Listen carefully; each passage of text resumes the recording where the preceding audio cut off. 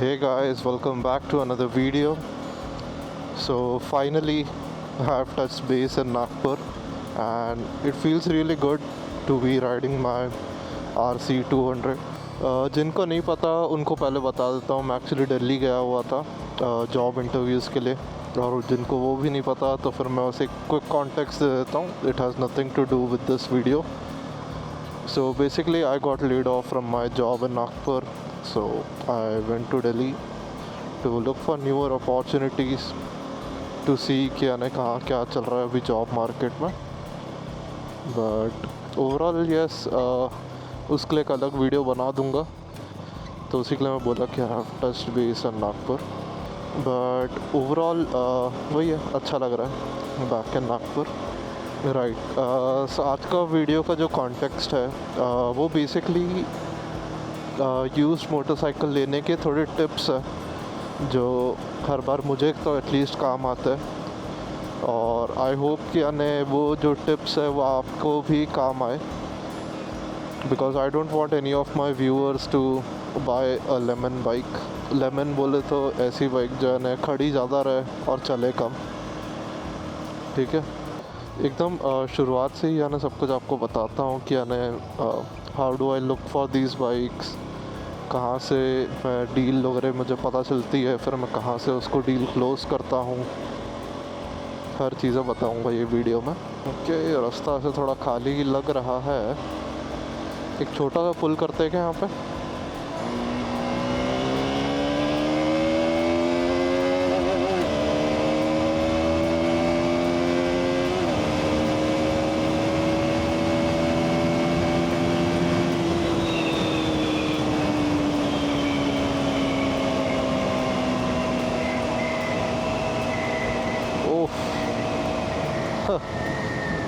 I mean this bike is very light and nimble, और it's perfect for city rides as well. यानी मुझे personally तो यानी वैसा ही लगता है. इसका टैंक भी अभी थोड़ा ऐसा शेप्ड है कि यानी मैं प्रॉपरली अपने थाइस से ग्रिप कर पा रहा हूँ इसे. प्रीवियस जनरेशन में वो थोड़ा दिक्कत था. But yes, let's start with the video. So basically मैं ये वीडियो में आपको ये बताता हूँ कि यानी एकदम शुरुआत से. ओ भाई, फुल स्पीड जा रहा है भाई वो ट्रक वाला. ठीक है, शुरू करते हैं. हाँ, सो मैं ये शुरू करने वाला था कि how do I look for this bike. मैं वहाँ से शुरुआत करता हूँ. तो बेसिकली मैं 3 जगह से बाइक्स फॉलो करता हूँ. एक तो हो गया OLX.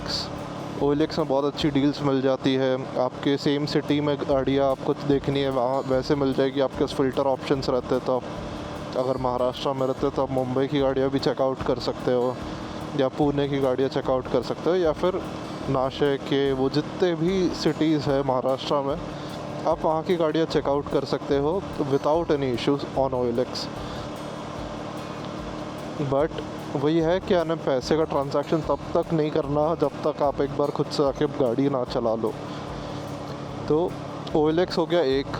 दूसरा हो गया इंस्टाग्राम पे बहुत सारे हमारे पास आजकल तो इतना ज़्यादा ऑप्शन है कि यानी जो भी बाइक डीलर्स है ओवरऑल. एक तो जो आपको OLX वगैरह पे जो बाइक डीलर्स दिखेंगे, आप अगर थोड़ा सा नीचे स्क्रॉल करोगे OLX में कॉन्टैक्ट इन्फो में आपको बाइक डीलर का नाम दिखेगा. आप वो नाम से इंस्टाग्राम पे सर्च करना, और यूजुअली मैं ऐसा बता रहा हूँ कि यानी at least 80% of them have Instagram account, और that makes our job so much easier to find new motorcycles. एक बार अगर आपने फाइंड आउट कर लिया उनका इंस्टाग्राम पेज है तो आप और भी बाइक्स चेकआउट कर सकते हो. फिर उसमें सजेशंस में भी आता है कि ये बाइक शॉप्स भी है, सेम लोकेशन के दिखा रहे हैं. मुंबई में देख रहे हो तो मुंबई के दिखेंगे, नागपुर में देख रहे हो तो नागपुर के दिखेंगे. सो ऐसे सिमिलरली करके आपको हर एक जगह के आपको ये दिख जाएंगे ऑप्शंस, सजेशंस इंस्टाग्राम पे. अब थर्ड ऑप्शन है फेसबुक मार्केट प्लेस. अब आई नो कि यानी हम में से बहुत सारे लोगों ने फेसबुक यूज़ करना छोड़ दिया होगा, बट ट्रस्ट मी बहुत सारे डील्स है, कार्स हो बाइक्स हो आपके ही सिटी में जो आपको फेसबुक मार्केट प्लेस में दिख जाएंगे in nearby locations to you. उसमें थोड़ा सा मुश्किल है टू फ़िल्टर आउट अगर आप मुंबई की गाड़ियाँ देख रहे हो, यानी मुंबई लोकेशन की गाड़ियाँ देखना चाहते हो, वो सब करना वो भी उतना मुश्किल नहीं है बोलना, बट स्टिल यानी उसमें सजेस्टेड में फिर आपके ही लोकेशन की यानी गाड़ियाँ दिखाता रहेगा साइड में। सो बेटर मेरे को OLX और इंस्टाग्राम ही लगता है कि एटलीस्ट थोड़ा स्ट्रेट फॉरवर्ड है, पता है कि ये बंदा डीलर है, ये बंदे के इधर है, ये गाड़ियाँ है, तो ऐसे सिमिलरली यानी करके कर सकते हैं। तो वो हो गया पहला प्रोसीजर। ये है कि यानी अपन ने वेट करना है कि यानी कौन सा लेजिट है। कुछ यानी बहुत ज़्यादा अनयूजुअल डील्स दिखेंगे आपको कि यानी इतने कम में कैसे ये बाइक ये वो।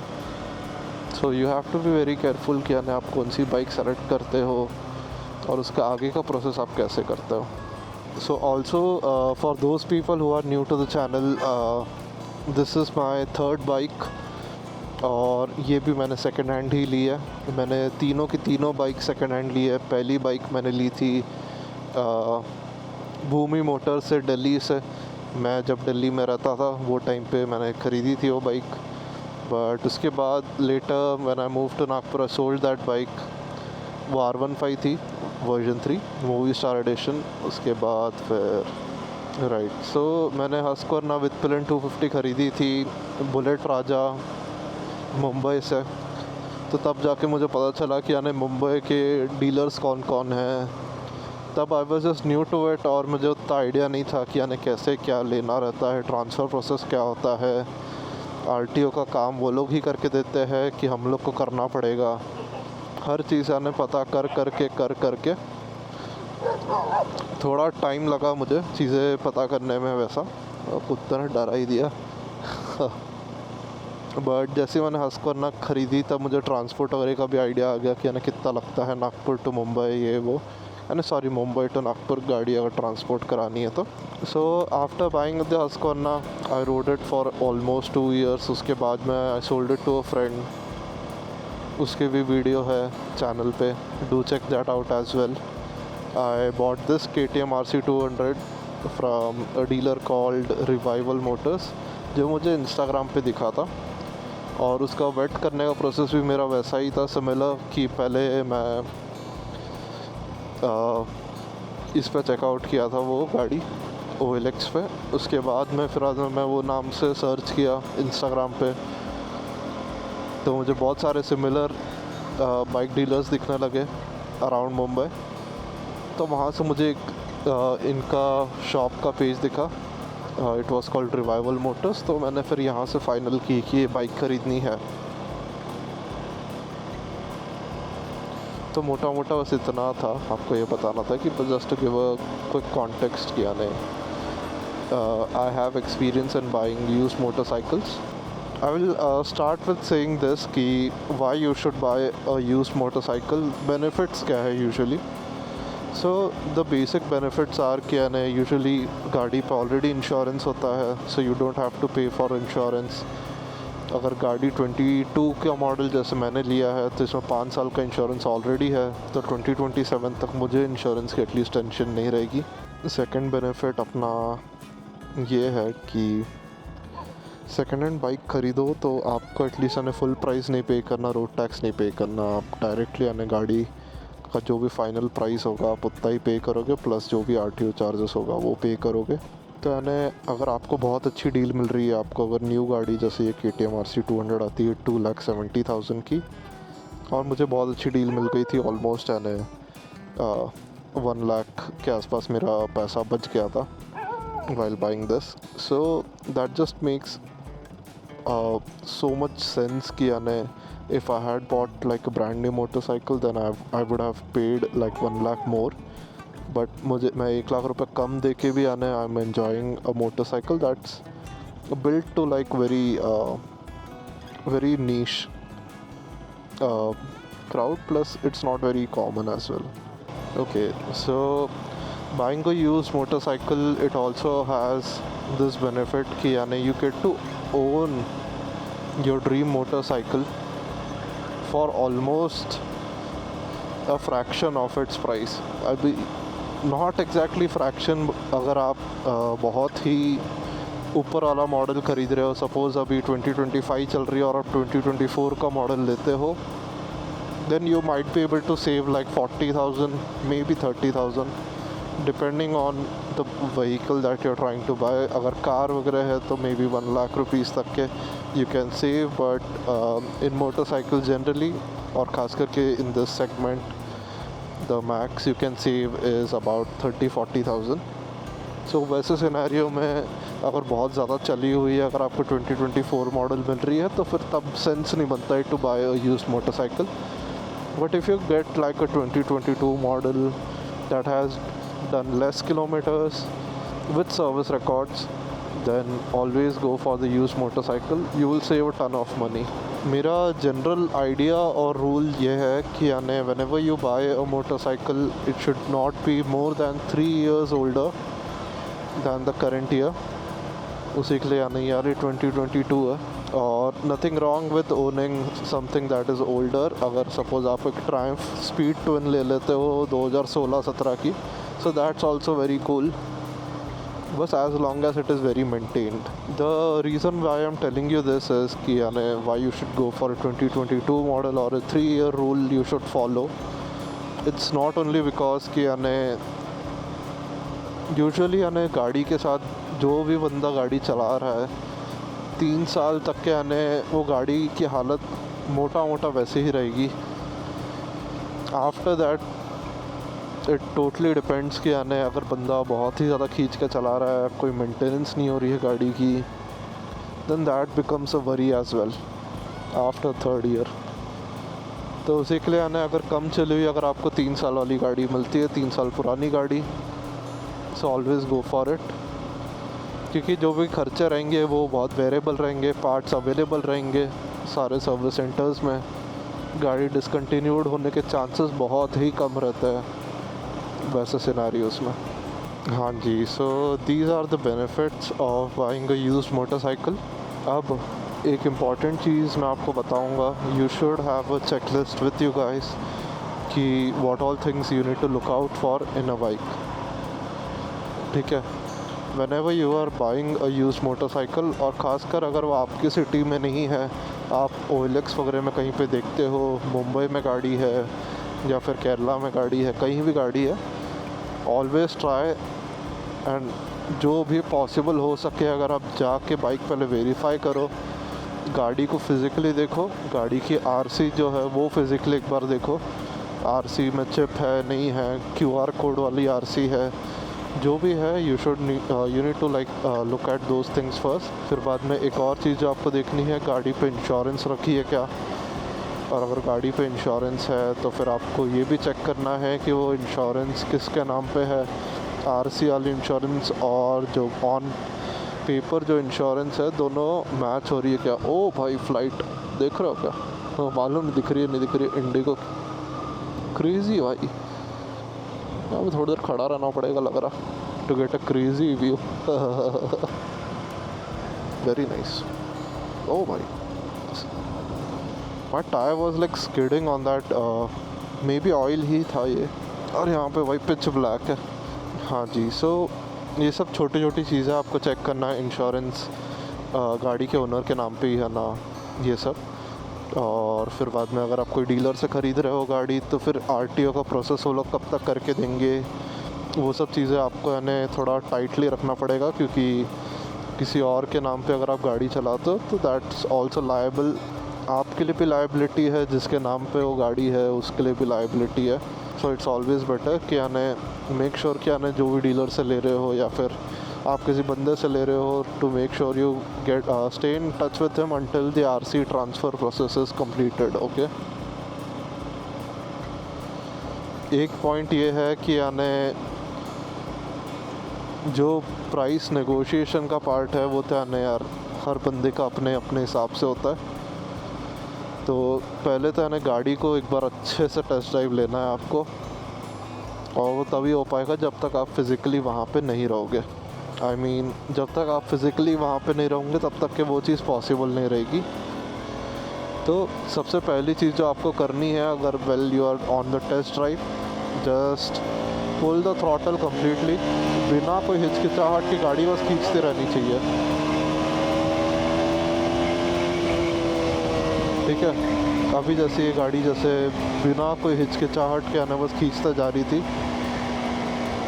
उसका रीज़न भी ये है कि आने इसमें न्यू क्लच प्लेट डाली थी, तो बोल के अभी कोई हिचकिचाहट नहीं है गाड़ी में। बट जब वो क्लच प्लेट जल गई थी मेरे सिनेरियो में जब मैंने सेकेंड हैंड ख़रीदी थी, so that was a bad experience for me. वो डीलर ने मना कर दिया कि I won't bear any charges और एनी कॉस्ट, जो भी होगा गाड़ी का खर्चा। So I was like okay कि भाई ठीक है, मैंने ही आने सामने से उसको पैसे दिए हैं। उसने तो बोला नहीं था कि भाई मुझसे गाड़ी ख़रीद ले, मैंने ही जाके उसको पैसे दिए थे गाड़ी लेता, और मैं जाके गाड़ी देखा भी नहीं था। सो मेरी जैसी गलती मत करना। मेरे पास एक्सपीरियंस आपको बता रहा हूँ ताकि you can make a sound choice. कि आने if you have the budget always go for the first hand bike, but buying second hand bike has very too many benefits. मुझे पर्सनली ऐसा लगता है, तो मैं तो पर्सनली हमेशा सेकेंड हैंड बाइक ही लूँगा अनलेस आई फील लाइक क्या I need to buy a brand new bike. गाड़ी में एक्चुअल में पेट्रोल भी कम है भाई, आज तक भरवा लूँगा क्या। लाइटें चालू है पेट्रोल पंप के, बट पेट्रोल पंप एम्प्लॉय सो रहे हैं। कोई नहीं, RBI स्क्वायर में देख लेंगे। हाँ, तो एक बार ये वाला पहला चेक कर लेना कि यानी थ्रॉटल जब आप फुल दे रहे हो पूरा रेड लाइन करना गाड़ी, so you will get an idea कि यानी अगर गाड़ी का RPM बढ़ रहा है और गाड़ी की स्पीड नहीं बढ़ रही तो समझ लेना क्लच प्लेट जल गई है। मुझे अच्छा एक्सपीरियंस हो गया अब उसका। ठीक है, एक बार वो चेक कर लेना। उसके बाद में फिर एक बार ब्रेक पैड्स चेक कर लेना। आपको ना आपके नेकेड आई से यानी ब्रेक पैड बस एक हद तक के ही दिखेंगे, टू बी वेरी ऑनेस्ट। जब तक के यानी वो ब्रेक पैड डिस्क से अपन हटा नहीं लेते, उसके कैलिपर से निकाल नहीं देते, तब तक के ना अपने को पूरा अंदाज़ा नहीं आएगा। वो बात तो है, बट अगर ब्रेक पैड दिख रहे हैं दैट्स अ गुड साइन। आपको एक बार ना गाड़ी रोक के आपको और 2-3 चीज़ें दिखा देता हूँ कैसे क्या देखना रहता है। ओके, इट्स अ डॉग भाई जो दौड़ रहा है। एक और चीज़ जो आप देख सकते हो कि यानी गियर डाउन करते कोई इशू ना आए, स्मूथली गियर डाउन हो जाए। क्या गाड़ी लगा देता हूँ। सो ब्रेक पैड जब आप देखोगे ना, अब तो टू बी ऑनेस्ट अभी एकदम ऐसा रात में एक तो शूट कर रहा हूँ, तो chances are very low, but इसमें आपको ये ब्रेक पैड दिख रहा है ब्लैक कलर का। So that's the brake pad. और अगर लोहे पे लोहा रगड़ता है, जैसे वो ब्रेक पैड जैसे ही ख़त्म हो जाता है, तब ये जो मार्क्स दिख रहे हैं ना, ये जब ब्रेक पैड ख़त्म होने के बाद जो घसता है वो है ये। तो एक बार अगर आपने ब्रेक पैड देख लिए तो फिर यानी मोटा मोटा यानी बाकी सब तो यानी सही है।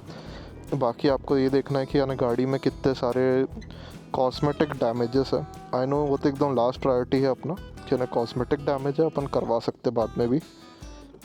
तो जैसे मेरा ट्रांसपोर्ट के वक्त में ये इंडिकेटर टूट गया था और यहाँ पे डेंट पड़ गया था। सो ऐसे छोटे मोटे चीज़ें आपको देखना है। फिर बाद में एक और चीज़ जो आपको देखनी है वो है गाड़ी के रस्ट कितने हो रहे हैं, पार्ट्स कौन से स्क्रू रस्ट हो रहे हैं, तो वो सब आप बाद में चेंज करा सकते हो। ये सब बहुत ही माइनर चीज़ें बता रहा हूँ। गाड़ी लेने के बाद हमेशा 10 दिन कम से कम गाड़ी रखना, चलाना अच्छे से।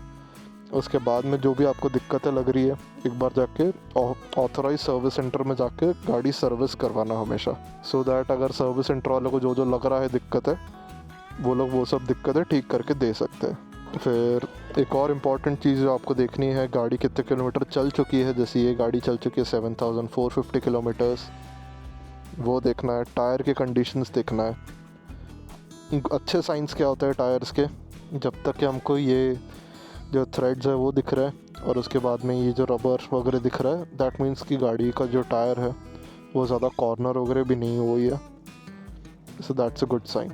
और एक बार गाड़ी का कूलेंट लेवल वगैरह चेक कर लेना अगर कूलेंट वाली गाड़ी है तो।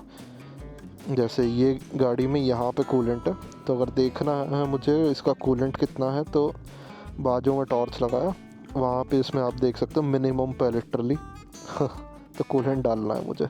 बट ये सब छोटे मोटे खर्चे वो सब आप करा सकते हो सर्विस के टाइम पे, तो ऐसा कुछ मेजर इशू नहीं है। तो बेसिकली यही है वीडियो, यानी just tips on how to buy your used motorcycle.